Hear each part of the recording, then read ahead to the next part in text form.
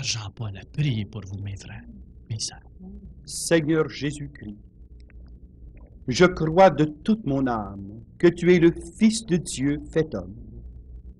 Je proclame du cœur et des lèvres que tu es mon Seigneur, mon Sauveur et mon Dieu. Je remets ma vie entre tes mains parce que je me reconnais pauvre et pécheur devant toi. Mais je t'en supplie, Jésus, viens à cet instant même accomplir en moi ta promesse. Baptise-moi dans l'Esprit Saint. Plonge-moi, Jésus, dans l'océan de cet amour infini qui est l'Esprit. Je te donne toutes les permissions, Seigneur, d'envahir l'espace intérieur de mon être. Et accorde-moi tous les dons, tous les charismes de ton choix, pour que je puisse témoigner de toi dans un esprit de service et de joie, pour la gloire du nom de ton Père, parce que toi, Jésus, tu es Seigneur. Amen. Amen. J'aimerais vous faire part d'un certain nombre d'expériences de guérison qui sont assez humoristiques, et vous allez comprendre pourquoi. J'ai été ordonné prêtre en 1957. Et nouveau prêtre, on m'a invité à prier sur un enfant d'environ 10 ans qui était une véritable légume et qui véritablement était dans un état déplorable et lamentable. Dans ma ferveur de jeune prêtre, je suis allé prier avec la famille et j'ai commandé « Au nom de Jésus, je te l'ordonne, lève-toi ». L'enfant s'est levé puis est mort sur place. Vous comprenez que ça m'a traumatisé. Tellement que quand j'ai entendu parler de guérison divine, j'étais furieux, enragé, rébarbatif à cette réalité. Jusqu'au jour où le Seigneur s'est servi de moi comme instrument pour faire certaines guérisons. Et je vais vous en raconter quelques-unes pour vous montrer le sens d'humour du Seigneur. La première fois que j'ai été invité à prier sur un malade, c'est environ une semaine après l'effusion de l'Esprit Saint. Je me rends chez la personne en question, c'était un homme d'un certain âge qui souffrait d'une tumeur au poumon. J'étais nerveux, je ne voulais pas y aller seul. En route, je vois un de mes compagnons dans son camion, je lui fais signe d'arrêter. J'ai dit, viens prier avec moi, je me sens pas capable de prier tout seul. Je lui raconte mon expérience passée, puis je lui dis, franchement, le Seigneur m'en demande trop, je me sens pas apte à prier sur cet homme-là. Il dit, je vais y aller avec toi. Je me rends donc chez ce vieux monsieur, je lui impose les mains. Nous avons prié à peu près 20 minutes. Loin de guérir, il a empiré. Et la nuit même, il a été conduit à l'hôpital pour une hémorragie. Et franchement, je pensais que sa dernière heure était venue. Vous comprenez que sa femme m'a appelé le lendemain, que mon ministère n'avait pas été très efficace. Mais le Seigneur avait un but. En le conduisant à l'hôpital, il fallait qu'on détermine évidemment d'urgence une opération pour extraire cette tumeur. Or, le Seigneur avait rassemblé un certain nombre de personnes qu'il voulait toucher, notamment le médecin traitant, qui lui avait abandonné sa femme et ses enfants et vivait avec une autre femme. Il y avait aussi un spécialiste présumément athée qui était venu de Los Angeles dans le but de faire ce type d'opération d'extraction de tumeurs cancéreuses. Or, les deux ont demandé un examen afin de savoir quelle technique opératoire utiliser pour cet homme-là. Or, devant les yeux de ces spécialistes, la tumeur qui était grosse comme un œuf a diminué la grosseur d'une prune, ensuite petit comme un pois. Finalement, la 4e et 5e radiographie ne montraient plus aucune marque de cancer. Alors, c'était une guérison complète. Mais ce qu'il y a de pire, c'est que le dossier, une fois signé pour permettre à cet homme de quitter l'hôpital, était envoyé à la réception en bas. Or, celui qui reçoit le dossier, c'est un ex-prêtre qui occupait sa première journée de travail dans cet hôpital et qu'il doit classer comme premier dossier une guérison miraculeuse. Ben, je n'ai pas besoin de vous dire qu'elle a été ébranlée et secouée. Ça m'a fait comprendre que quand on prie pour la guérison de quelqu'un, on voudrait que ça arrive tout de suite sur le moment. Le Seigneur a son heure. Moi, je suis convaincu que nous sommes exaucés au moment de la prière, mais que la guérison se manifeste au jour et à l'heure où cela rendra témoignage au Seigneur. Et dans le cas de cet homme, c'est devenu évident. Le Seigneur voulait attendre pour rejoindre les personnes que lui voulait comme témoins de cette guérison miraculeuse, devant leurs yeux avec les appareils les plus sophistiqués de la technologie de la radiographie.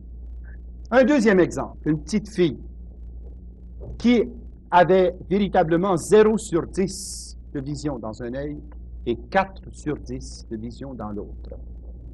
Naturellement, les médecins et l'ophtalmologiste avaient dit, il n'y a rien à faire, madame, résignez-vous, cet enfant sera semi-voyant pour le reste de ses jours, il n'y a rien à faire. Mais il avait exigé qu'elle fasse un check-up à tous les mois. La maman, désolée, demande qu'on prie sur sa petite fille. Mais vous comprenez qu'on a prié. Puis on a prié. Rien. Aucun effet au moment de la prière. Toujours que lorsque vient le jour de la rencontre, du rendez-vous avec le médecin, la petite fille entre dans le bureau, comme d'habitude. Dans la salle d'attente, il y avait bien une quarantaine de personnes. Puis tout à coup, elle commence à tirer la manche de sa mère. Elle dit, maman, garde, il y a un calendrier sur le mur. Elle dit, reste donc tranquille. Elle dit, maman, garde, elle dit, la madame, là, elle a une robe rouge. Maman, en fin de compte, maman, veux-tu bien taire, le médecin te recevra quand ce sera le temps. Alors, il s'est produit une commotion dans la salle d'attente. Les gens me disent, qu'est-ce qui se passe? Bien sûr, c'est ma petite fille, elle n'est pas voyante, mais je pense qu'elle s'imagine qu'elle retrouve la vue. On dit, comment est-ce qu'elle peut s'imaginer un calendrier si elle ne le voit pas? La couleur d'une robe, ça ne la voit pas. Alors, ça faisait un remous. Le médecin sort de son cabinet complètement enragé. Mais qu'est-ce qui se passe ici? Je m'entends même pas de penser de l'autre côté. Et on dit, la petite fille ici a dit qu'elle a retrouvé la vue. On dit, voyons donc, c'est pas possible. Elle a perdu complètement la vue d'un œil. Passe tout de suite, je vais examiner ça. Il l'a passé à l'instant, 10 sur 10 de vision dans les deux yeux. Voyez-vous le plan de Dieu? Il voulait que sa gloire éclate, non pas devant les 4 ou 5 qui avaient prié sur la petite fille. Eux avaient déjà la foi. Mais que sa gloire éclate là, devant 40 personnes complètement neutres, et qui a pu être vérifiée par l'ophtalmologiste traitant, là, dans son cabinet, au moment où elle a retrouvé la vie. Ben ça, c'est le Seigneur. Puis le Seigneur, aujourd'hui, veut vous guérir. Le Seigneur, aujourd'hui, a la même puissance. Et je vais vous dire, personnellement, en quelle ligne je crois que le Seigneur veut agir aujourd'hui d'une façon spéciale. Il veut d'abord guérir ceux qui souffrent de la solitude du cœur. Ça, là, c'est un bobo qui fait mal. La solitude, il n'y a rien qui est plus souffrant que la solitude du cœur. Et le Seigneur veut véritablement guérir ces personnes-là. Ces personnes qui sont dans la dépression, dans le découragement, qui songent au suicide. Ces personnes qui sont complètement la défaite dans leur personnalité, qui ne croient plus à la vie, qui ne croient plus à l'amour, qui ne croient plus en elles-mêmes. Je vous dis, moi, si vous croyez, vous verrez la gloire de Dieu. Et Jésus veut guérir la solitude de votre cœur tout de suite. De plus, le Seigneur veut guérir des personnes qui souffrent d'orgueil chronique. Ça, c'est une maladie, vous savez, qu'on appelle l'inflation de l'ego. Un ego inflationnaire. Le Seigneur veut précisément les guérir de cet orgueil, qui les rend tellement insupportables. Et ces gens-là sont vraiment un poids dans la maison. Et pire que ça, pour que leur orgueil puisse être encore plus libre, bien, ils se remplissent de boissons alcooliques afin de devenir, n'est-ce pas, orgueilleux comme des paons, mauvais comme des lions, puis fous comme des singes. Alors, le Seigneur veut vraiment guérir tous ces gens-là parce que le Seigneur a rassemblé une famille d'enfants de Dieu. pas un zoo rempli d'animaux sauvages, des enfants de Dieu. Il va faire lui-même la guérison en vous délivrant de cet orgueil qui est la base, au fond, de votre boisson, la base aussi de votre suspicion constante qui vous rend jaloux. Le Seigneur veut guérir ça radicalement. Il veut guérir aussi une personne qui souffre d'urémie. Au moment où je vous parle, là, il y a une personne qui souffre d'urémie.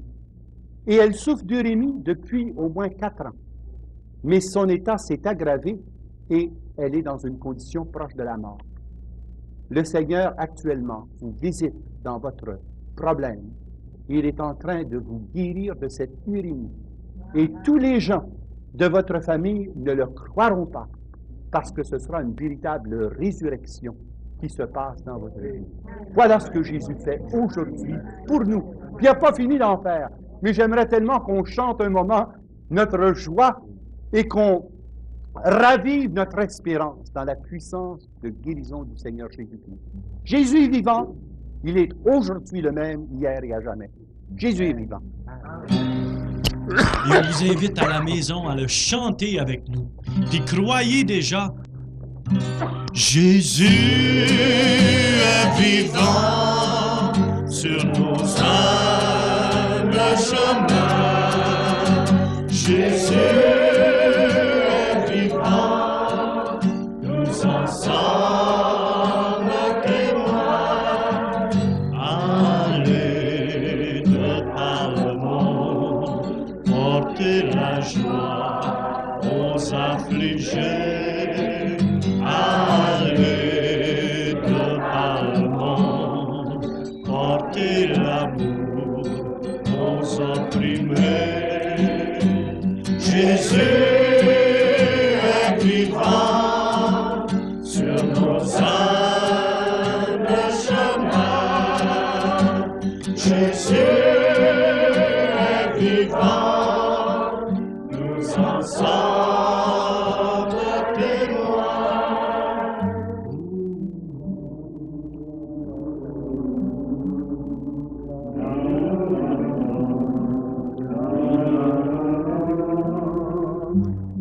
Mes amis, je vous invite à faire venir les malades devant la télévision, parce que dans quelques instants, nous aurons un ministère de guérison, où ce Jésus éclatera dans sa puissance chez vous.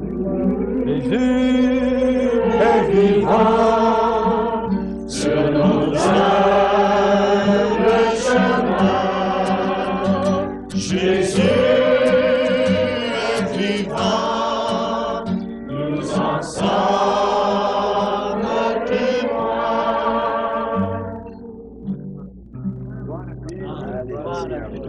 Assoyons-nous, mes frères. Je demanderai au Père Jean-Paul de compléter son sourire avant que nous passions à ce ministère de guérison. Que j'aimerais peut-être vous faire part d'une personne qui souffrait de rhumatisme. Et le problème, c'est que depuis de longues années, elle ne pouvait pas s'agenouiller à cause de ce rhumatisme dans ses genoux. Alors je lui ai dit, écoutez, voulez-vous faire un acte de foi? Je vais vous demander tout simplement de vous mettre à genoux en proclamant que Jésus est Seigneur à la gloire de Dieu le Père. Eh bien, en réalité, qu'est-ce qui est arrivé? C'est qu'en se mettant à genoux, proclamant sa foi en Jésus, la douleur est complètement partie, la sclérose du genou disparue, et aujourd'hui, elle marche normalement sans aucune difficulté. Et je suis certain, parce qu'on dirait que le Seigneur, il est donc comique. On dirait que ça, c'est une des guérisons favorites qu'il aime à donner aux gens, parce qu'ils peuvent constater tout de suite. Prenez par exemple, là, il y a des gens là qui écoutent l'émission qui ont du rhumatisme dans les doigts. Bien, actionnez vos doigts comme ceci en disant « Jésus-Christ est Seigneur à la gloire de Dieu le Père ». Vous allez vous rendre compte que le Seigneur va enlever la douleur arthritique et rhumatismale de vos doigts. La même chose pour ceux qui ont du rhumatisme dans les coudes et dans les épaules. Levez les bras vers le Seigneur puis dites « Seigneur, je loue et je bénis ton Saint-Nom. Gloire à toi, Seigneur, de me guérir. » Et vous allez voir, la douleur va partir. Parce que le Seigneur veut mettre un sourire sur les lèvres de ses enfants. Le Seigneur nous aime à ce point-là. Il y a une personne aussi qui souffre d'une infirmité grave. Cette infirmité, eh bien, c'est dans la jambe droite. Cette personne porte un appareil métallique. Et depuis longtemps, c'est dû à la fracture des os. Et cette personne-là ne peut pas marcher sans mettre son appareil métallique. Bien, le Seigneur, aujourd'hui, vous visite. Il vous délivre de cette infirmité-là. Il va vous permettre de vous enlever complètement votre appareil, là, puis vous allez pouvoir marcher sans difficulté et sans douleur. Ça, je l'ai vécu d'une façon admirable. C'était un petit enfant de 7 ans. Ce petit enfant-là était venu à une soirée de prière. Comprenez qu'il suivait la soirée plus ou moins. Mais à un moment donné, il tirait encore sur la robe de sa mère en disant « Maman, je veux enlever ma chaussure. » Parce que son appareil était pris après sa chaussure. Sa maman disait « Reste tranquille, reste tranquille. » Toujours que, ni ci ni ça, il s'assoit par terre, enlève son support orthopédique, sa chaussure, court vers le Saint-Sacrement, dit « Jésus, t'es donc fait, tu m'as guéri. » Et là, il a sauté dans mes bras, puis il m'a embrassé. « Le crois-tu, toi, que Jésus m'a guéri? » Ah, c'était pas possible de voir la joie de cet enfant-là. Bien, nous autres, si on devenait comme des petits-enfants, là, on aurait la simplicité d'enlever tout simplement l'appareil orthopédique. Puis il y a une personne, là, qui, au moment de l'émission, est en train d'être guérie. Vous avez peur, là, parce que vous n'avez pas marché sans votre appareil depuis longtemps. Ne vous en faites pas. Enlevez-le et marchez dans la joie du Seigneur. Vous verrez. Je te dis que si tu crois, tu verras la gloire de Dieu. Il y a aussi une personne qui souffre d'une maladie de rein depuis très longtemps. Et cette maladie de rein, n'est-ce pas, est due à une infection qui s'est produite il y a 4 ans passés lorsque vous êtes allé en Orient. Vous avez fait un voyage dans les pays orientaux et vous êtes revenu avec une infection rénale. Bien, le Seigneur est en train de vous guérir. Puis vous allez lui rendre gloire. Ça va être très facile pour vous de reconnaître. Ça fait 4 ans que vous êtes allé dans un pays asiatique et vous êtes revenu avec une infection qui n'a cessé de s'aggraver. Mais là, Jésus a dit, c'est assez. Je veux que ma puissance soit manifestée. Je prends autorité par le nom de Jésus sur cette condition rénale pour que sa gloire éclate devant son peuple et pour montrer qu'il est vivant aujourd'hui. Jésus de Nazareth, Seigneur, Sauveur, merveilleux Jésus, Amen, qui ne cesse jamais d'agir au sein de son peuple. Amen. J'aimerais consacrer cette émission, bien chers amis, à une étude, une analyse du phénomène du baptême dans l'Esprit Saint. Parce que depuis quelque temps, vous entendez sur cette émission ces expressions-là de parler en langue, de prophétie, de guérison, de transformation, de conversion. Puis plusieurs se posent des questions, mais d'où ça vient? À quoi ça sert? Pourquoi tout ça? Est-ce que c'est vraiment authentique? Joël, un prophète de l'Ancien Testament, nous annonçait 2 pluies, une pluie d'automne et une pluie de printemps. Il annonçait que le Seigneur allait répandre son esprit sur toute chair. Et nous vivons, je crois, l'époque de cette 2e pluie. Au tout début de l'Église, à cette Pentecôte, lorsque les charismes étaient tellement répandus, tellement communs, comme le Père Jean-Paul nous disait lors d'une dernière émission, je crois que ce fut cette première pluie, cette pluie d'automne. Ensuite est venu l'hiver où la plupart des chrétiens ne manifestaient pas l'Esprit Saint si facilement, où l'Esprit Saint ne se manifestait pas si puissamment. Mais dans ces temps qui sont les derniers, depuis peut-être une 60aine d'années, l'Esprit Saint reprend le peuple de Dieu pour en faire un seul corps, le corps de Jésus, son Père Jean-Paul. Nous vous passons la parole afin que vous nous mettiez dans une synthèse, que vous nous présentiez ce mystère que nous vivons à ce 20e siècle, le mystère du renouvellement de l'Église. Bien, d'abord, j'aimerais juste souligner les points importants qui ont été apportés par les premiers témoins. Et c'est fascinant de voir comment le Seigneur a déjà fait la synthèse. Vous allez vous en rendre compte facilement. Dans le premier témoignage, vous avez vu que l'expérience du baptême dans l'Esprit est une démarche de foi. Ce n'est pas le degré de sentiment qu'on éprouve qui fait que cette expérience a eu lieu ou pas. Puisque dans la même occasion, les deux personnes, l'époux et l'épouse, ont reçu une égale effusion de l'Esprit, l'un purement dans la foi, sans aucun sentiment, mais aussi réellement efficace que dans le cas de son épouse, qui, elle, l'a reçu avec une onction sensible et une puissance presque palpable. Mais la réalité, elle, est une réalité de foi. Et le baptême dans l'Esprit Saint, et ça, Louis l'a très bien exprimé, c'est une expérience d'immersion totale. On est plongé dans une réalité d'amour qui nous renouvelle, à tel point qu'il dit lui-même que c'est plus Louis qui s'appelle, c'est René. C'est vraiment cela. René a une vie tout à fait autre qu'avant. René, parce que Jésus a opéré en lui une transformation radicale. Le vieil homme s'en est allé et c'est l'homme nouveau qui est venu à la surface. Et il a surtout relaté, n'est-ce pas, que la conséquence de cette immersion dans l'Esprit Saint, c'est une relation d'intimité avec les trois personnes divines, de sorte que c'est le fun de parler avec eux. Mais ça, c'est le fruit même du baptême dans l'Esprit, cette intimité divine qui s'appelle la vie de prière et de contemplation. Moi, je suis prêt à affirmer catégoriquement qu'après la vague du renouveau charismatique, il va y avoir une vague de renouveau mystique. Puis j'avertis les prêtres de sortir de leurs valises les anciens volumes qu'ils avaient, qu'on appelait autrefois tancrés, parce qu'ils vont en avoir bien besoin. Plus les gens sont ancrés dans le Christ, dans l'Esprit, plus on va avoir besoin de tancrés pour les diriger, puis les orienter, parce qu'ils vont vivre des expériences mystiques que jusqu'à présent on croyait être réservées à quelques individus et à quelques personnages très saints. Or, comme le soulignait Jean Gourde tout à l'heure, le baptême dans le Saint-Esprit n'est pas une médaille d'honneur pour le bon mérite et la bonne conduite. Le baptême dans l'Esprit Saint, c'est un don gratuit de Dieu, une initiative divine qui vient nous préparer à une mission.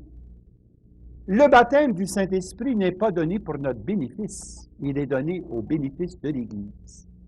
Parce que les charismes ont pour fonction non pas la sainteté du sujet, mais l'édification de la communauté dans la foi, l'édification de la communauté dans l'amour, sous le souffle palpitant de l'espérance qui nous vient de l'Esprit Saint. Or, c'est tout cela qui se passe. C'est un nouveau visage de l'Église qui se manifeste. L'Église redécouvre ses sources et ses racines. Et pour moi, ce qui est important, et je parle particulièrement aux prêtres, aux responsables de la pastorale, à tous ceux qui ont des postes de responsabilité dans l'Église, si vous voulez vraiment comprendre le renouveau charismatique, là, n'essayez pas de le comparer à des mouvements tels que les coursistes, tels que les mouvements Hercube, tels que, par exemple, les mouvements rencontres, tels que, encore, foi et partage, ou couple et famille. Le renouveau n'est pas un mouvement dans ce sens-là. Le renouveau charismatique se situe dans le prolongement du renouveau biblique qui a eu lieu dans les années 1890 par là. Et le principal artisan du renouveau biblique a été Jean-Marie Lagrange. Ça a été un des premiers pionniers, qui a ouvert le terrain. Puis il a fallu attendre Pie XII pour confirmer tous les travaux du renouveau biblique. Et finalement, le renouveau biblique a conduit, lui, au renouveau liturgique. Et le renouveau liturgique a été sanctionné par le Concile Vatican II, et à partir de 1969, on en a vu les fruits, qu'on continue à en jouir des effets. Le renouveau charismatique, lui, arrive dans le sillage de ces deux premiers renouveaux.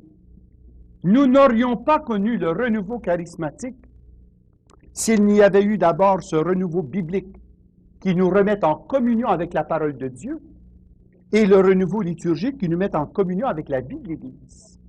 Là, le terrain était prêt.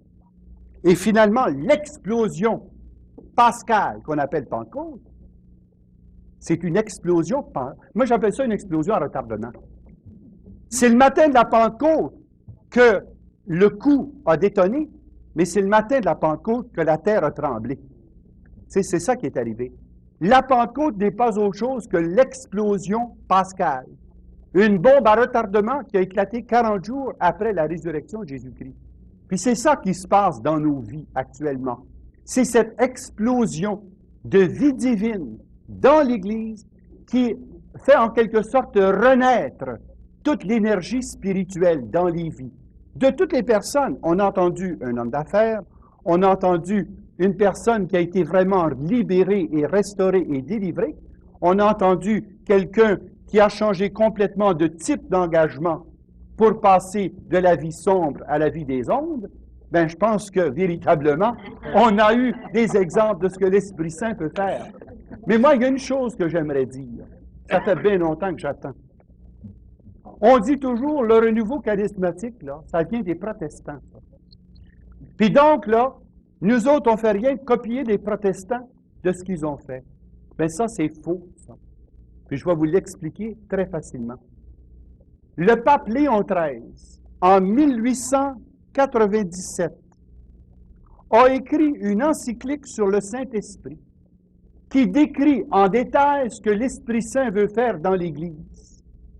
Et le 31 décembre 1899, il a consacré le 20e siècle au Saint-Esprit, annonçant que durant le 20e siècle, il y aurait une explosion à travers le monde où l'Esprit Saint deviendrait en quelque sorte palpable dans la vie de l'Église. Il a consacré le 20e siècle le 31 décembre au soir 1899.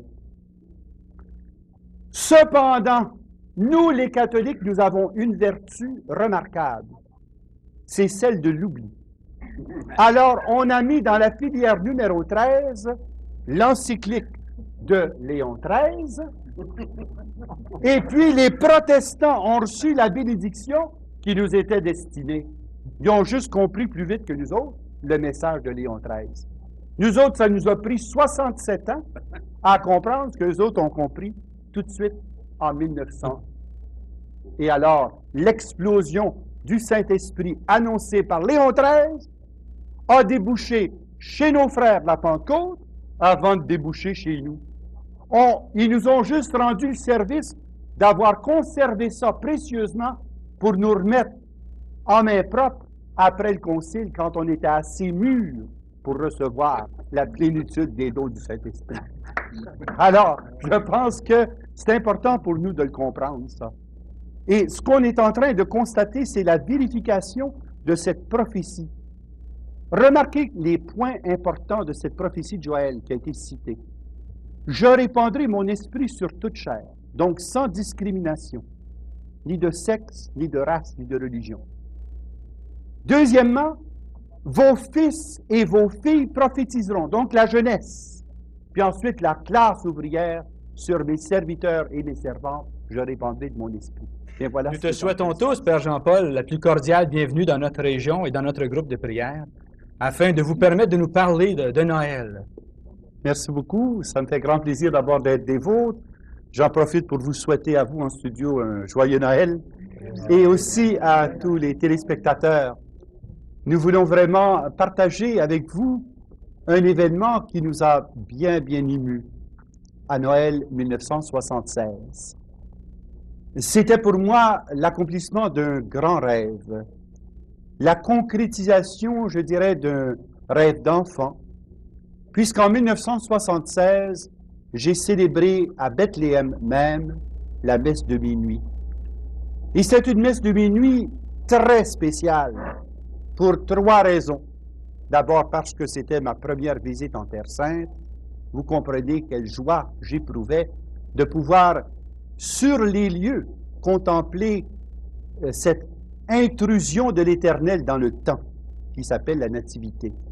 Dieu est intervenu dans l'histoire de l'homme. Et j'étais là, sur les lieux, dans le même emplacement où ces merveilles s'étaient produites. Mais deuxièmement, c'était dans une chapelle particulière où il y avait des sœurs carmélitaines. Mais c'étaient toutes des Arabes. Toutes les sœurs étaient des moniales, arabes, catholiques évidemment. Et on avait obtenu la permission de célébrer la messe de minuit avec un groupe de pèlerins dans ce qu'on appelle le champ des bergers, l'endroit où les anges sont apparus aux bergers pour les conduire à à peu près 1,5 kilomètre où est véritablement la crèche où Jésus est né. Or, dans le cadre de cette messe de minuit, nous avions 8 témoins. Et c'était 8 juifs messianiques qui venaient nous dire ce que signifiait pour eux Jésus le Messie. Ah, quelle nuit inoubliable! Nuit inoubliable d'abord parce que pour la première fois, j'entendais des Juifs messianiques parler de leur Messie. Et laissez-moi vous dire que nous, là, si nous sommes chrétiens et que nous proclamons Jésus Messie, c'est juste par condescendance. Parce que quand les Juifs proclament leur Messie, ils nous font sentir que c'est à eux d'abord, puis à nous, par condescendance. Alléluia. Mais ce qui s'est produit, et ça nous l'ignorions complètement, c'est qu'il y avait 2 religieuses carmélitaines dont les frères avaient été tués durant la guerre de 6 jours. Et un de ceux qui donnait son témoignage ce soir-là était un des héros de la guerre de 6 jours. Et tout le temps de la messe de minuit, ces 2 religieuses-là étaient complètement et entièrement pleines de ressentiment, parce qu'elles voyaient un héros de la guerre de 6 jours, un juif, qui venait parler à des sœurs arabes dont les 2 frères avaient été tués durant cette guerre terrible. Mais le miracle s'est produit au baiser de paix. La supérieure a permis aux sœurs qui étaient derrière le cloître de venir souhaiter joyeux Noël à l'assemblée qui était là. Et ce qui m'a fait vraiment pleurer, c'est le mot, touché aux larmes, c'est quand j'ai vu ces 2 religieuses aller voir Shlomo Isaac et lui souhaiter joyeux Noël en disant « Vous avez fait tomber par votre témoignage la frontière de haine que la guerre avait érigée entre nous. » Voilà véritablement un miracle de Noël lorsque ces 2 petites religieuses arabes ont embrassé de tout leur cœur ce frère juif, héros de la guerre de 67, mais cette fois-ci retrouvé dans la paix et dans la joie de Noël. Merci. Je ne pourrai jamais vous décrire l'atmosphère qui s'est vécue dans cette maison-là. Et après la messe de minuit, lorsque nous étions sur le point de repartir, la supérieure est venue nous dire qu'il fallait que vous veniez nous réenseigner à nous de Bethléem le vrai sens de Noël. Elle dit, notre couvent est établi ici depuis des centaines d'années. Et pourtant, c'est la première fois que nous vivons un Noël aussi intense parce que nous avons redécouvert ce que signifiait la réconciliation que Jésus a opérée dans sa chair en venant sur la terre des hommes. Bien, je peux dire que ça a été mon Noël le plus fort, le plus touchant, et comme je voudrais que dans toutes les familles, on puisse vivre un Noël de réconciliation. Un Noël qui rassemble les enfants dispersés. Un Noël qui célèbre la fête de l'amour, mais de l'amour retrouvé. Et s'il y a des familles dont les enfants ont quitté le foyer, puissiez-vous, dans la joie de Noël, les voir revenir. Vous ne pouvez pas goûter et savourer de joie plus profonde que de voir revenir les bras les uns dans les autres, des frères et des sœurs entre qui il y avait des frontières. Mais nous sommes dans une ère nouvelle. Nous sommes dans une ère messianique. Et il est important pour nous de comprendre que nous vivons dans le Christ Jésus un amour sans frontières. Jésus fait tomber les frontières. Et je peux vous en donner des témoignages multiples, mais certainement, celui qui s'associe le plus au mystère de la nuit de Noël, c'est cet événement inoubliable où Juifs et Arabes devenaient frères dans la célébration de la même fête.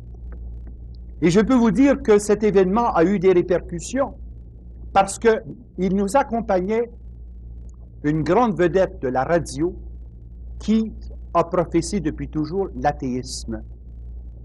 Bien, cet homme-là, devant cette scène, a été foudroyé par la grâce et il a redécouvert la foi durant cette nuit de Noël. Et là, pour moi, c'était véritablement la confirmation que Noël n'est pas le souvenir d'un événement ancien, mais que Noël, c'est aujourd'hui, le jour du salut.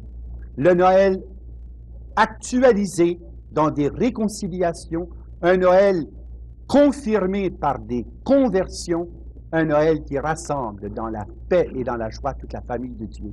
Bien, voilà ce que je voulais partager avec vous. Et bien que vous puissiez vivre des Noëls de cette qualité et qu'on redécouvre ensemble le sens actuel de Noël. Non pas un souvenir d'un événement 2 fois millénaire, mais la réalité d'aujourd'hui. Noël 79. Quel est ton sens? Noël 79. Comment m'interpelles-tu? Noël 79. Comment vais-je te célébrer? Alors, j'aimerais peut-être qu'on puisse chanter un petit peu notre joie de la nativité, mais aussi que nous puissions entrer dans le sens de ce message. Qu'est-ce que signifie Noël pour nous aujourd'hui? Père Jean-Paul, je suis intrigué par ce sens actuel de Noël que vous voulez nous présenter. Je vous prie, Père, de répondre à ma soif, de nous dire en quoi consiste ce sens actuel de Noël.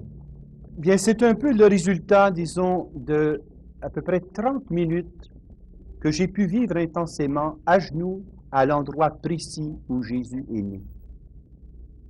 J'ai eu le privilège, le lendemain de la messe de minuit, de me rendre dans la grotte même où est né le Seigneur. Elle existe encore telle qu'elle. Et l'endroit précis est marqué d'une étoile.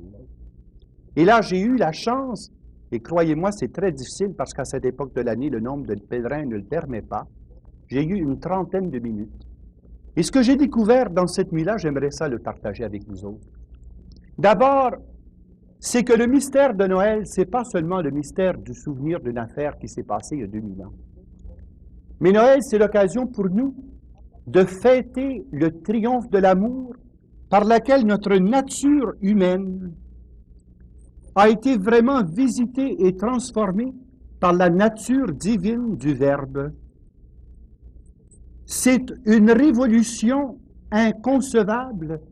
C'est la plus grande révolution qui ait jamais arrivée dans l'histoire de l'humanité.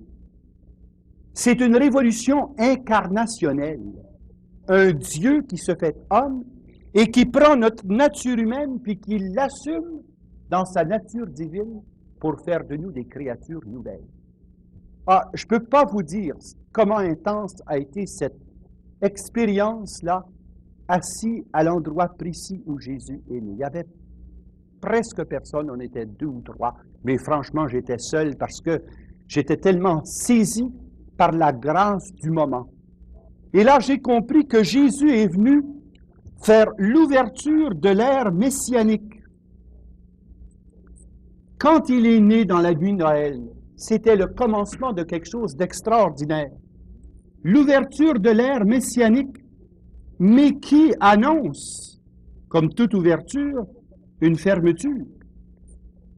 C'était le commencement de quelque chose qui allait trouver son couronnement dans le second avènement du Seigneur. C'est dans cette nuit de Noël là que j'ai compris qu'est-ce que c'était que le mystère de la parousie. Et que chaque Noël qu'on célèbre à chaque année là, a un sens prophétique. On ne célèbre pas l'événement d'il y a 2000 ans, mais on célèbre la joie anticipée de cette ère messianique qui sera clôturée par le retour de Jésus, notre Seigneur. Imaginez-vous si durant la première venue, les anges, les archanges et les saints ont célébré la gloire de l'enfant nouveau-né. Qu'est-ce que ce sera lorsque le roi des rois, le Seigneur des seigneurs, viendra prendre possession de son Église? Et chaque année, l'Église célèbre par anticipation le jour où cette ère messianique trouvera son accomplissement. La fête de Noël, la toute première, il y a 2000 ans, c'était l'ouverture, ça. Mais moi, j'attends la clôture. Et chaque année, c'est une anticipation presque frénétique. C'est dire, dis-moi donc, peut-être que cette année, c'est la dernière, parce que véritablement, le Seigneur est tellement proche. J'en suis tout frémissant. Je suis sorti de cette grotte qui est à peu près une vingtaine de pieds sous le sol actuel. Je suis sorti de là, je frémissais. Non pas de peur, non pas de froid. Je frémissais de joie. J'ai tressailli d'allégresse en Dieu mon Sauveur, parce que je savais que cette ouverture des temps messianiques trouverait son couronnement lorsque Jésus reviendra plein de gloire, prendre possession de son Église et établir sur la terre des hommes son règne de justice, d'amour et de paix. Et ensuite, j'ai compris aussi un événement qui, pour moi, est très, très significatif. Cet événement qui, pour moi, est signifié par le mot « évangile ». N'oubliez pas que l'Évangile n'est pas un livre. L'Évangile est une personne. Jésus est l'Évangile du Père. Et là, j'ai compris l'importance et l'urgence de l'évangélisation. Annoncer Jésus-Christ, c'est fêter Noël à l'année. Parce que Jésus, c'est l'Évangile du Père. L'Évangile, ce n'est pas un livre. L'Évangile, c'est une personne.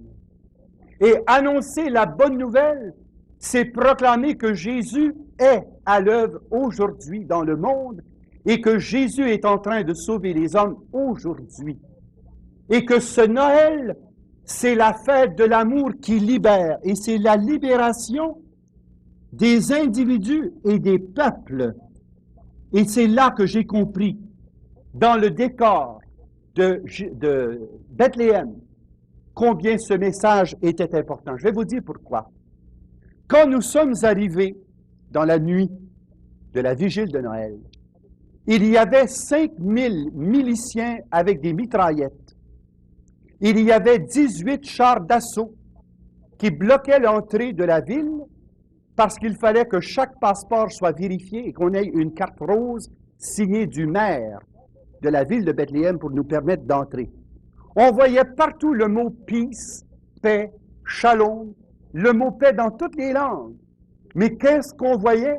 Concrètement, c'était des miliciens armés et des chars d'assaut, parce qu'on avait eu peur, en cette nuit-là, d'une attaque surprise des Fédayines, pendant qu'il y avait peut-être 150 000 personnes sur la place même de la Nativité. J'ai compris que Noël, c'est la fête de la libération. Jésus est venu briser les armes pour changer les armes en instruments de paix. Que Jésus est venu libérer les individus et qui est venu libérer les peuples de la terre. Et évangéliser, c'est travailler à la libération. Actualiser l'Évangile, c'est de briser les chaînes de toutes les formes de domination. Célébrer Noël, c'est célébrer la puissance libératrice de l'amour. Bien ça, c'est pour moi le sens actuel de Noël. Ce n'est pas tout simplement le rappel d'un événement d'il y a 2000 ans, en sortant nos vieilles décorations de Noël, en ressortant notre vieux répertoire de Noël, en célébrant les vieux rituels de l'ancien temps, puis dire, mon Dieu, que c'était donc beau dans l'ancien temps. Ben moi, je veux pas vivre dans l'ancien temps, je veux vivre dans l'an 2000.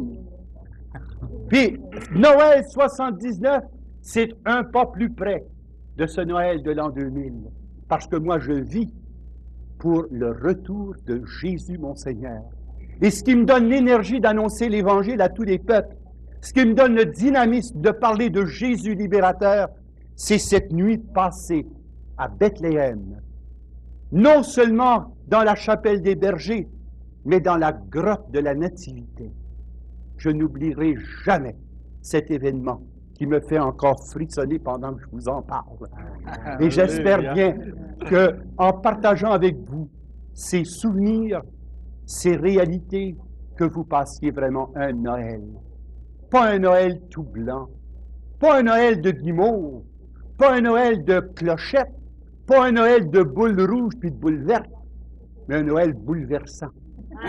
Parce que c'est un Noël centré sur Jésus, Jésus libérateur, qui est venu donner un nouveau sens à notre existence humaine, puis qui est venu nous rassembler en famille pour chanter la joie d'être un enfant de Dieu, car en Jésus est apparu l'amour de notre Père. En ceci est apparu l'amour de Dieu le Père pour nous, qu'il a envoyé son Fils unique, nous sauver, et non pas nous condamner, mais pour nous reconduire vers le Père, car lui seul est la voie de la vérité qui mène à la vie. Lui seul a la sagesse et la science, parce que lui seul est la lumière du monde. Et en cette nuit de Noël, c'est la lumière des nations qui brille devant les peuples et qui donne un nouveau sens à notre existence chrétienne. Joyeux Noël à tout le monde! Alléluia! La parole. Parlez-nous de 1980. Et puis... D'abord, permettez-moi de vous dire que je ressens une très grande joie en cette fin de 79, parce que ça fait exactement 10 ans que j'ai reçu le baptême dans le Saint-Esprit. Et 1980, pour moi, représente les 10 années d'existence du renouveau charismatique au Québec, au Canada français et dans les pays francophones du monde. Ça fait 10 ans que le Seigneur a produit cette Pentecôte qui dépasse toutes mes espérances. Et j'aimerais peut-être, en cette célébration que nous faisons, préparatoire au jour de l'an, vous souhaiter mes vœux.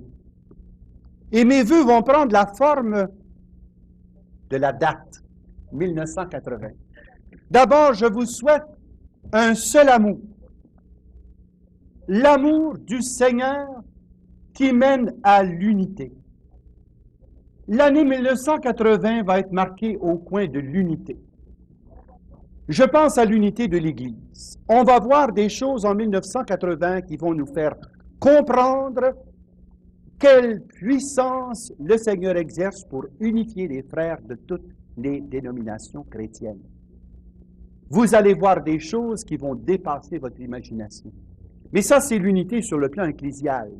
Mais il va se vivre en 1980 des grâces d'unité dans les familles, des réconciliations familiales, l'unité dans des couples, des réconciliations de couples.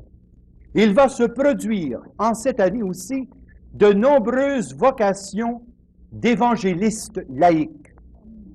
Des personnes qui vont être tellement enflammées de l'unique amour de Jésus-Christ qu'ils vont décider de tout laisser pour annoncer Jésus au monde. Vous verrez que l'année 1980 sera marquée par cet événement de l'unité et des gens qui auront pour unique amour Jésus-Christ et pour unique destinée l'évangélisation du monde.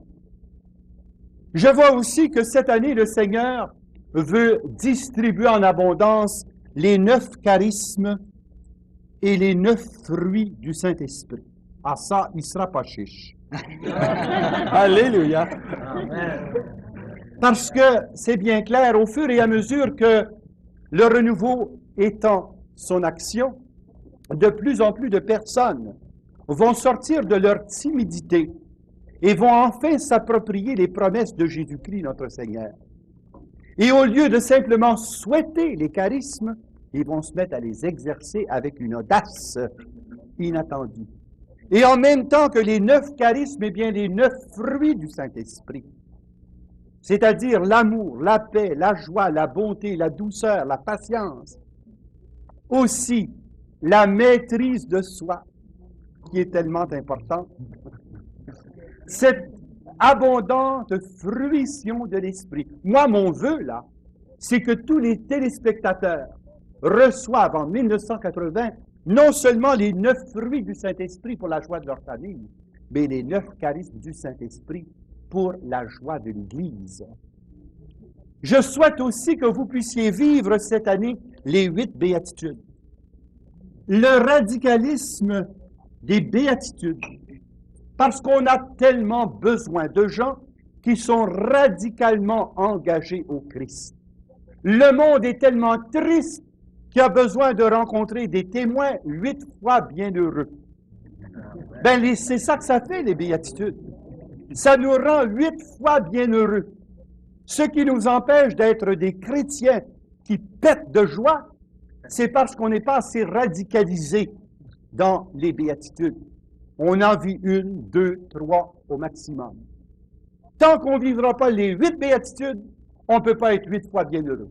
On est 2 fois bienheureux, 3 fois bienheureux. C'est un sourire qui s'élargit, mais ce n'est pas encore le sourire mur à mur des gens qui sont des alléluia de la tête aux pieds.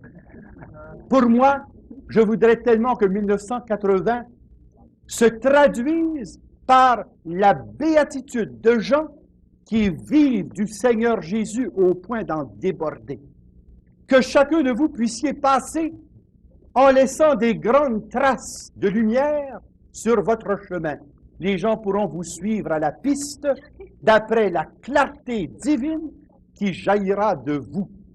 Et ça, c'est précisément le résultat des béatitudes. Bienheureux, bienheureux, bienheureux, bienheureux, bienheureux.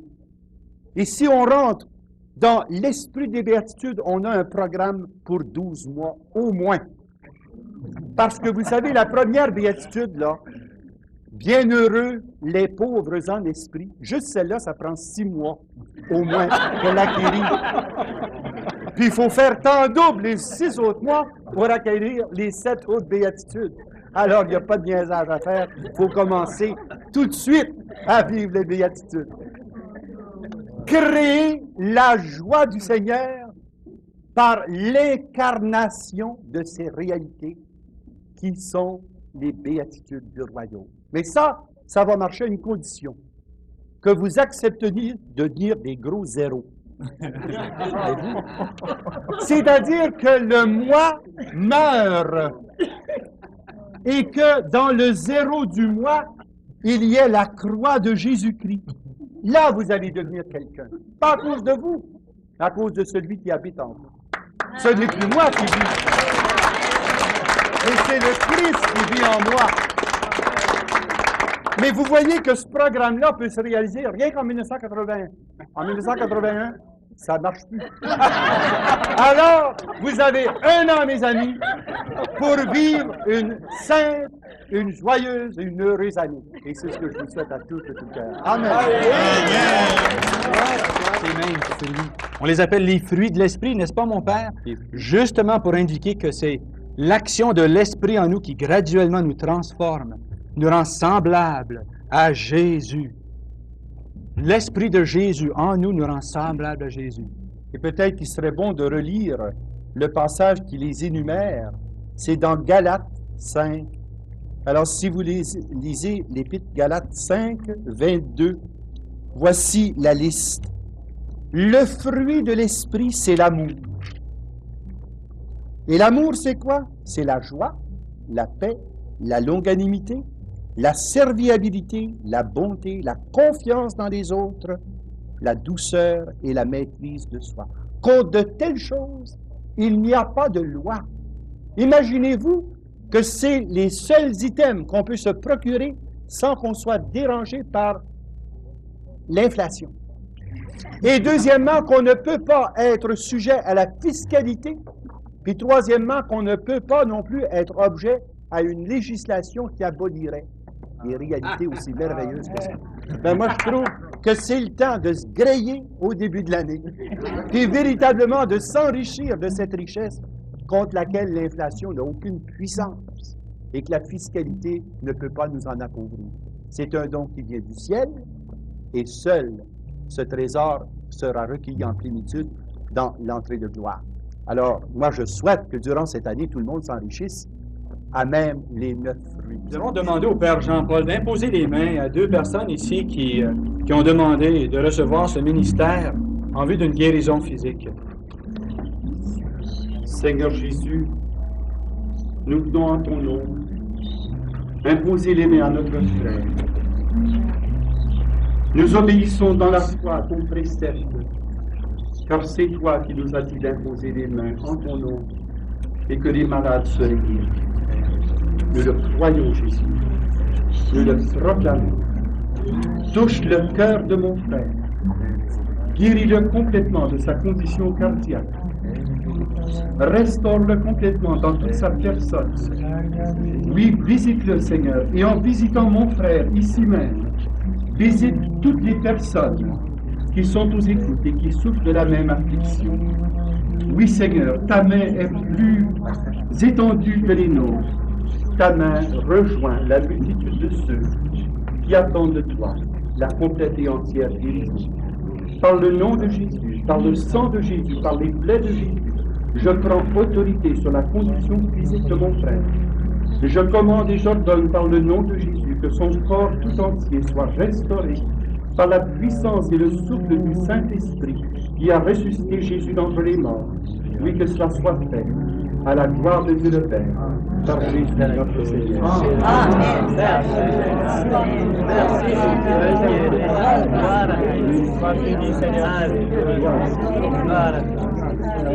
Le frère Roland aussi, frère Jean-Paul, aimerait recevoir cette même prière, il est cardiaque. Seigneur Jésus, tu nous as enseigné qu'il n'y a pas de plus grand amour que de donner sa vie pour ce qu'on aime. Et tu l'as prouvé par ton cœur transpercé qui reste toujours ouvert, même après ta résurrection. Par la plaie de ton cœur, guéris la plaie du cœur de mon frère. Donne-lui, Seigneur, un cœur renouvelé, physiquement et spirituellement. Oui, Seigneur, guéris mon frère de son affliction cardiaque. Rends-lui la santé. Restaure-le, Seigneur, dans toutes les dimensions de son être. Et en lui donnant un cœur physiquement vivant, donne-lui un cœur nouveau, un esprit nouveau. Rafraîchis en lui toutes les grâces et les bénédictions déjà reçues par l'imposition humaine. Que ce soit, Seigneur, un renouvellement d'être et un nouvel élan dans cette année 1980. Béni sois-tu, Seigneur, de toucher mon frère, mais de rejoindre aussi dans les foyers tous les malades qui sont aux écoutes. Impose-leur toi-même les mains et prononce les paroles. Va, ta foi t'a guéri. Béni sois-tu, Seigneur, Seigneur, et d'accomplir par ton nom la même réalité. Gloire et louange à toi, Seigneur.